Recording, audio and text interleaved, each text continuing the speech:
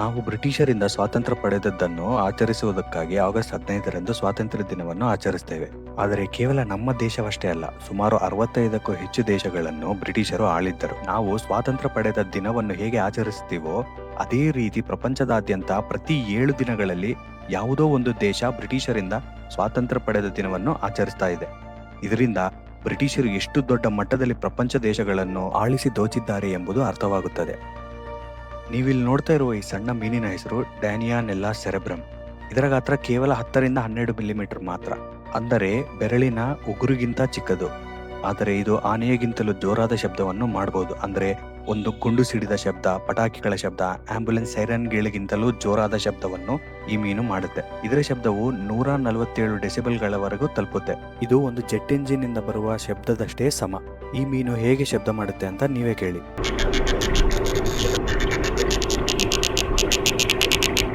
ಇದೇ ಸೌಂಡ್ನ 10 ಪಟ್ಟು ನಿಧಾನವಾಗಿ ಕೇಳಿಸ್ಕೊಂಡ್ರೆ ಹೆಂಗಿರುತ್ತೆ ಅಂತ ನೀವೇ ಕೇಳಿಸ್ಕೊಳ್ಳಿ.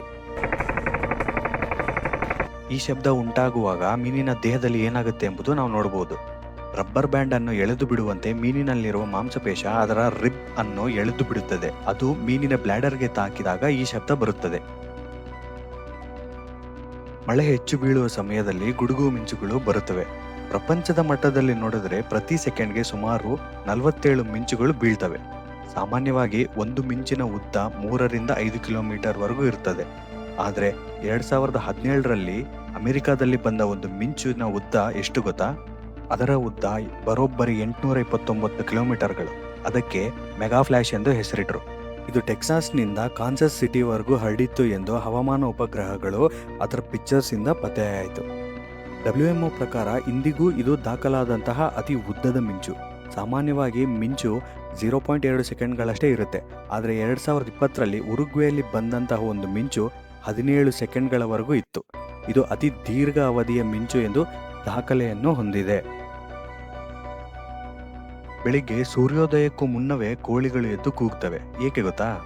ಕೋಳಿಗಳು ಮತ್ತು ಕೆಲವು ಪಕ್ಷಿಗಳು ನಾವು ನೋಡಲಾರದ ಬೆಳಕನ್ನು ಸಹ ನೋಡಬಹುದು. ಮನುಷ್ಯರು ಕೇವಲ 400ರಿಂದ 700 ನ್ಯಾನೋಮೀಟರ್ಗಳ ವಿಸಿಬಲ್ ಲೈಟ್ ಬೆಳಕು ಮಾತ್ರ ನೋಡೋಕ್ಕಾಗುತ್ತೆ. ಆದರೆ ಕೋಳಿಗಳು 350ರಿಂದ 750 ನ್ಯಾನೋಮೀಟರ್ಗಳವರೆಗೆ, ಅಂದರೆ ಸ್ವಲ್ಪ ಅಲ್ಟ್ರಾವೈಲೆಟ್ ಮತ್ತು ಇನ್ಫ್ರಾರೆಡ್ ಕಿರಣಗಳನ್ನು ನೋಡಬಲ್ಲವು. ಮನುಷ್ಯರ ಕಣ್ಣಿನಲ್ಲಿ 3 ವಿಧದ ಕೋನ್ ಸೆಲ್ಸ್ಗಳು ಇರುತ್ತವೆ.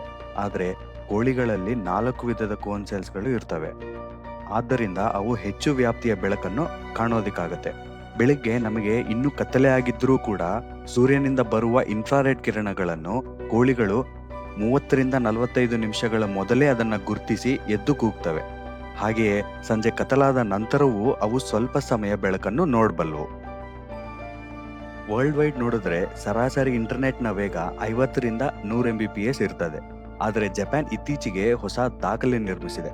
ಜಪಾನ್ನ NICT ಮತ್ತು ಸುಮಿಟೊಮೊ ಎಲೆಕ್ಟ್ರಾನಿಕ್ಸ್ ಸಹಕಾರದಿಂದ 1.02 ಪೆಟಾಬೈಟ್ ಪ್ರತಿ ಸೆಕೆಂಡ್ ವೇಗವನ್ನು ಸಾಧಿಸಿದೆ. ಇದು 102 ಕೋಟಿ MBPSಗೆ ಸಮ. ಇದು ಇದುವರೆಗೂ ದಾಖಲಾದ ಅತಿ ವೇಗದ ಇಂಟರ್ನೆಟ್. ಭಾರತದ ಸರಾಸರಿ ವೇಗ 63.5 MBPS ಮಾತ್ರ. ಅದಕ್ಕೆ ಹೋಲಿಸಿದರೆ ಇದು 1,60,00,000 ಪಟ್ಟು ವೇಗವಾಗಿದೆ. ಈ ವೇಗದಿಂದ ನೆಟ್ಫ್ಲಿಕ್ಸ್ನಲ್ಲಿ ಎಲ್ಲ ಸಿನಿಮಾಗಳು, ವೆಬ್ ಸೀರೀಸ್ಗಳು, ಡಾಕ್ಯುಮೆಂಟರಿಗಳು ಒಂದೇ ಸೆಕೆಂಡ್ನಲ್ಲೇ ಡೌನ್ಲೋಡ್ ಮಾಡ್ಬೋದು.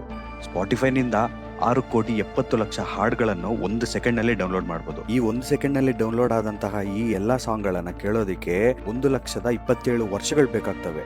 ಇದಕ್ಕಾಗಿ ವಿಶೇಷವಾಗಿ ವಿನ್ಯಾಸಗೊಳಿಸಿರುವ 19 ಕೋರ್ ಆಪ್ಟಿಕಲ್ ಫೈಬರ್ ಕೇಬಲ್ಗಳು ಬಳಸಲಾಗುತ್ತೆ.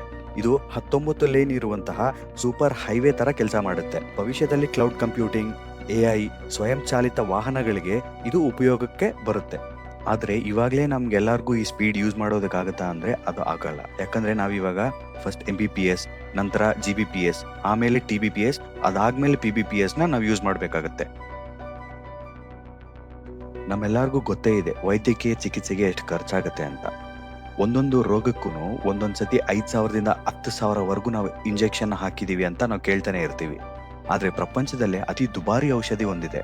ಅದರ ಹೆಸರು ಲೆನ್ಮೆಲ್ಡಿ.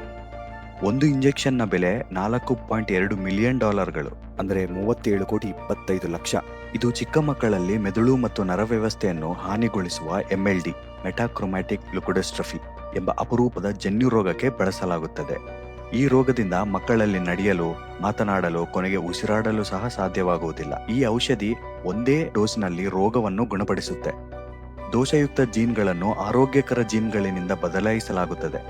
ಆರ್ಚೆಡ್ ಥೆರಪೆಟಿಕ್ಸ್ ಎಂಬ ಕಂಪನಿ ಇದನ್ನು ಅಭಿವೃದ್ಧಿಪಡಿಸಿದೆ.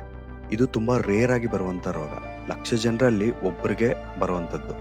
ಈ ರೋಗ ಅಪರೂಪವಾಗಿರುವುದರಿಂದ ಮತ್ತು ಪ್ರತಿ ಡೋಸ್ ಅನ್ನು ರೋಗಿಗೆ ತಕ್ಕಂತೆ ತಯಾರಿಸಬೇಕಾಗಿರೋದ್ರಿಂದ ಇದರ ಬೆಲೆ ಇಷ್ಟು ಹೆಚ್ಚು.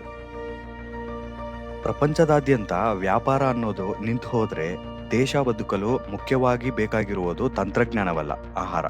ನೇಚರ್ ಫುಡ್ ಎಂಬ ಈ ಸಂಸ್ಥೆ ಅಧ್ಯಯನ ಮಾಡಿ ಯಾವುದೇ ದೇಶವು ಇತರ ದೇಶದ ಮೇಲೆ ಡಿಪೆಂಡ್ ಇಲ್ಲದೆ ಸಂಪೂರ್ಣ ಆಹಾರ ಉತ್ಪಾದಿಸಬಹುದೇ ಎಂದು ಪರಿಶೀಲಿಸಿತು. ಇದರ ಫಲಿತಾಂಶದಲ್ಲಿ ಒಂದೇ ಒಂದು ದೇಶ ಸಂಪೂರ್ಣ ಸ್ವಾವಲಂಬಿ ಎಂದು ಕಂಡುಬಂದಿತ್ತು. ಅದು ಯಾವ ದೇಶ ಅಂತ ನಿಮಗೆ ಗೊತ್ತಾ? ಅಮೆರಿಕ, ಚೀನಾ, ಭಾರತ ಇದ್ಯಾವುದೂ ಅಲ್ಲ. ಆ ದೇಶದ ಹೆಸರು ಗಯಾನಾ. ಈ ಗಯಾನಾ ಎಲ್ಲ ಆಹಾರ ವರ್ಗಗಳನ್ನು ಅವರ ದೇಶದಲ್ಲೇ ಉತ್ಪಾದಿಸುತ್ತದೆ. ಇತರ ಎಲ್ಲಾ ದೇಶಗಳು ಯಾವುದಾದರೂ ಆಹಾರ ವಿಭಾಗದಲ್ಲಿ ಇತರ ದೇಶದ ಮೇಲೆ ಡಿಪೆಂಡ್ ಆಗಿದೆ. UAE, ಇರಾಕ್, ಕತಾರ್, ಯಮನ್ ದೇಶಗಳು ಬಹುತೇಕ ಸಂಪೂರ್ಣವಾಗಿ ಇತರರ ಮೇಲೆ ಅವಲಂಬಿತವಾಗಿದೆ. ಭೂಮಿಯ ಮೇಲಿರುವ 75% ಜ್ವಾಲಾಮುಖಿಗಳು ಮತ್ತು 95% ಭೂಕಂಪಗಳು ಒಂದೇ ಪ್ರದೇಶದಲ್ಲಿ ಸಂಭವಿಸುತ್ತವೆ. ಅದನ್ನು ರಿಂಗ್ ಆಫ್ ಫೈರ್ ಅಂತ ಕರೀತಾರೆ. ಇದು ನ್ಯೂಜಿಲೆಂಡ್ನಿಂದ ಆರಂಭವಾಗಿ ಇಂಡೋನೇಷ್ಯಾ, ಫಿಲಿಪೈನ್ಸ್, ಜಪಾನ್, ಉತ್ತರ ಮತ್ತು ದಕ್ಷಿಣ ಅಮೆರಿಕಾದವರೆಗೂ ಸುಮಾರು 40,000 ಕಿಲೋಮೀಟರ್ ವಿಸ್ತರಿಸಿದೆ. ಇಲ್ಲಿ ಸುಮಾರು 450 ಜ್ವಾಲಾಮುಖಿಗಳಿವೆ. ಇದಕ್ಕೆಲ್ಲ ಕಾರಣ ಟೆಕ್ಟಾನಿಕ್ ಪ್ಲೇಟ್ಗಳು. ಭೂಮಿಯ ಮೇಲ್ಭಾಗದ ಕ್ರಸ್ಟ್ ವಿಭಜನೆಯಾಗಿ ಈ ಪ್ಲೇಟ್ಗಳು ನಿರಂತರವಾಗಿ ಚಲಿಸುತ್ತಾ ಇರುತ್ತೆ. ಇದರಲ್ಲಿ ಪೆಸಿಫಿಕ್ ಪ್ಲೇಟ್ ಅತ್ಯಂತ ದೊಡ್ಡದು ಮತ್ತು ವರ್ಷಕ್ಕೆ 7ರಿಂದ 11 ಸೆಂಟಿಮೀಟರ್ಗಳು ಚಲಿಸುತ್ತೆ. ಲಕ್ಷಾಂತರ ವರ್ಷಗಳಿಂದ ಈ ಚಲನೆಯೇ ಭೂಕಂಪ, ಸುನಾಮಿ, ಜ್ವಾಲಾಮುಖಿ ಸ್ಫೋಟಗಳಿಗೆ ಕಾರಣ. ಆದ್ದರಿಂದ ರಿಂಗ್ ಆಫ್ ಫೈರ್ ಪ್ರಪಂಚದ ಅತ್ಯಂತ ಅಪಾಯಕಾರಿ ಪ್ರದೇಶಗಳಲ್ಲಿ ಒಂದು.